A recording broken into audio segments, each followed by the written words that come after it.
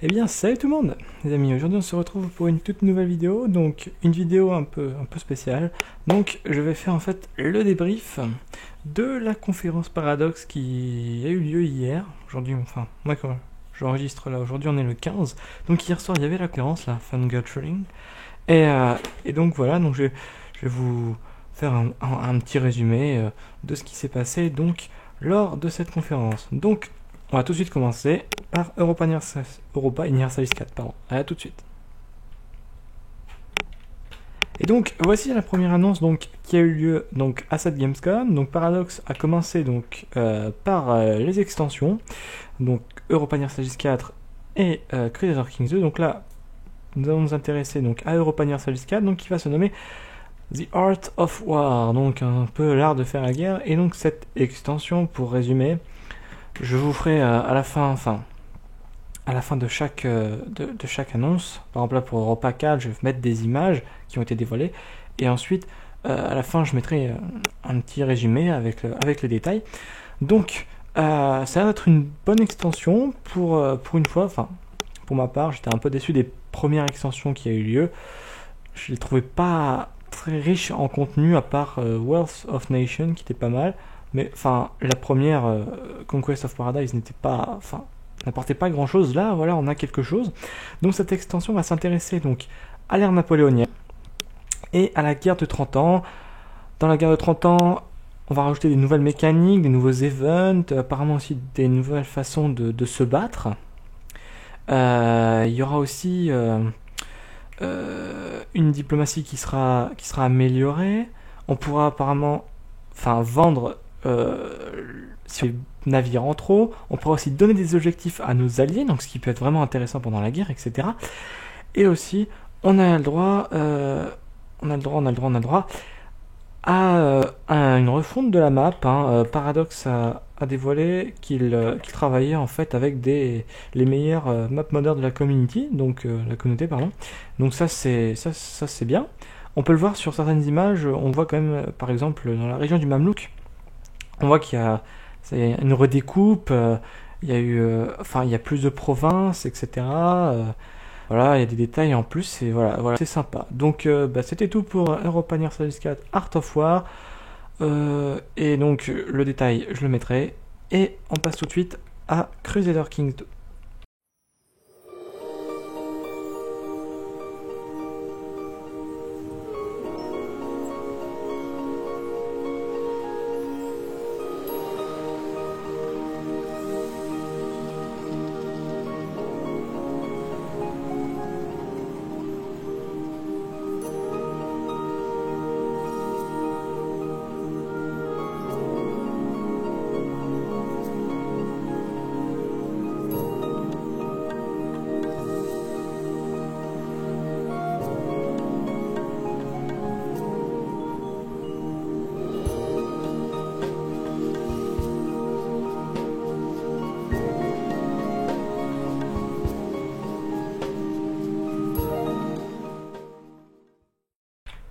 Deuxième annonce de cette Gamescom, c'est le nouveau DLC pour Crusader Kings 2 qui va s'appeler Charlemagne. Et comme son nom l'indique, cette extension va nous permettre en fait de commencer plus tôt par rapport à l'heure actuelle. À l'heure actuelle, il me semble qu'on commence avec bien sûr l'extension The Old Gods à partir de 869. Et bien là, on en rajoute à peu près un peu plus de 100 ans pour Crusader Kings 2 et qui va nous permettre donc de commencer en 769.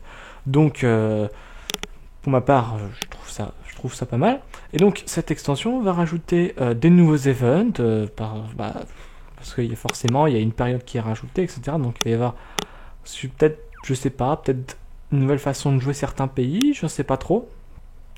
J'ai pu aussi entendre, je sais pas trop, qu'il y aurait une sorte de royaume qu'on pourrait customiser, les empires, quelque chose comme ça, et on pourrait, en fin de compte, changer le nom des titres, customiser le drapeau ou encore renommer son pays, etc. Il y aurait une customisation.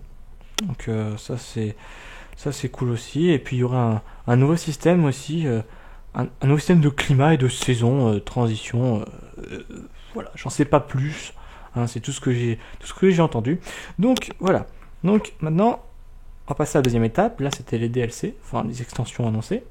Et donc là, on va se retrouver pour les nouveaux jeux ou jeux qui ont déjà été annoncés, mais dont on a eu de nouvelles infos.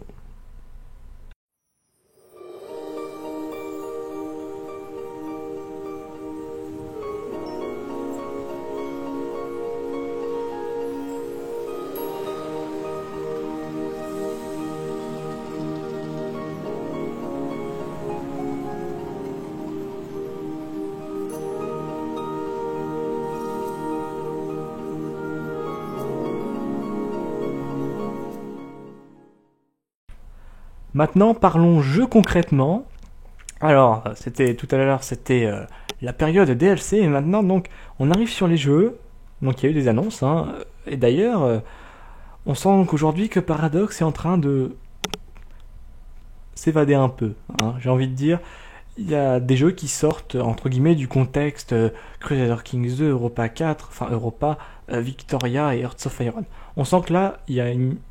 Voilà, ils veulent se diversifier. Et moi, enfin, j'en avais entendu parler, mais j'avais jamais rien vu encore.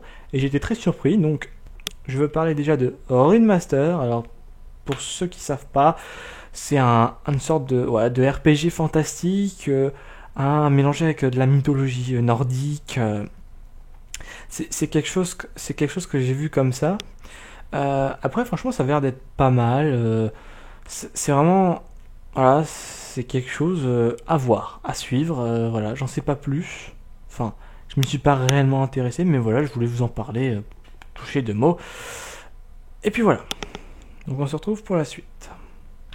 Nous voilà encore avec un nouveau jeu. Celui-ci est beaucoup plus récent au niveau de son annonce. Il avait été, je me suis renseigné un peu, il avait été annoncé début de cette semaine. Et donc là, j'ai pu en fin de compte voir, parce que franchement, je l'avais jamais vu. J'avais juste entendu son nom. Enfin, je l'avais vu comme ça, puis je m'étais pas forcément intéressé. Et en fait, ça va être un jeu d'action en coopération, plutôt assez tactique, qui mélange un peu du 2D, du 3D. Et pour une fois, comme je l'ai pas dit, enfin j'ai oublié de le dire tout à l'heure, mais comme Rune Master, ça va être un jeu qui va sortir sur PS4 et sur PC, donc qui va sortir sur les deux. Et donc on va devoir en fin de compte, je ne sais plus trop, mais c'est une sorte d'organisation qui se battent entre eux, qui veulent sortir en fin de compte la meilleure, hein. Et donc ça se passe au 22e siècle. Donc c'est tout ce que j'avais à dire sur ce jeu. Pareil, je me suis pas renseigné beaucoup. Voilà, c'est tout ce que je peux vous dire. Ça a l'air d'être un jeu pas mal. Franchement, ça a l'air d'être pas mal. Il y a un côté coop qu'aujourd'hui, hein, ça c'est rare, je trouve. Et pourtant, la coopération, c'est bien. Enfin, les jeux comme ça, je trouve que ça se perd un peu. Et voilà. A tout de suite. Maintenant, nous passons à Hearts of Iron 4, qui pour là, ils n'ont pas dit grand chose, hein. Ils ont montré un trailer, certes, mais le trailer, c'était le trailer de la page où je vous avais demandé de m'aider. Donc, pour ceux qui m'ont vu, donc la page heartsofiron4.com, là où il faut, entre guillemets, parrainer, enfin, faut faire du parrainage pour gagner des récompenses. Et donc, en fin de compte, c'était le même trailer, et ils n'ont pas ajouté grand chose, mis à part que j'ai pu voir donc d'autres screenshots. Non, ils ont pas dit grand chose, mis à part ils ont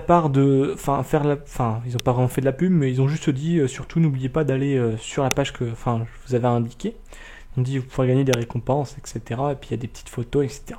À part ça, j'ai pas entendu grand chose. Mais bon, ça va sûrement arriver. Le jeu, il a été annoncé depuis un petit moment. Il va y avoir des, comment ils appellent ça, des carnets de développement, voilà, qui sortent tous les vendredis, je crois. Oui, ou jeudi, ils sortent des carnets de développement assez souvent, toutes les semaines généralement. Donc voilà, donc nous allons passer à la dernière annonce, qui pour celle-ci est, on va dire, différente. Et nous voilà maintenant pour la dernière annonce, dernière des dernières. Celle-là, c'était un peu le secret de chez Paradox, parce que, je ne m'y attendais même pas. Ils avaient en fait sur leur forum, un moment, un peu avant la conférence, demandé aux fans ce qu'ils voulaient voir comme jeu, hein, ce qu'ils voulaient voir comme jeu, etc. Et puis en fin de compte, il commence à dire, enfin le mec, enfin je sais plus si c'était le mec qui présente, enfin bref, il dit c'est un jeu qu'on connaît, c'est un jeu qui serait sur PC. Alors moi tout de suite, je pensais mais ça peut être Victoria, tout le monde l'attendait, hein, c'était possible. Et là non. Et là non, c'est pas du tout ça. Au moment le trailer a été dévoilé, ça a été une surprise pour moi et je m'y attendais pas du tout. C'est quelque chose. Et bien en fin de compte, c'est un city builder. Il va s'appeler Cities Skylines. Donc, moi j'aime bien les city builders.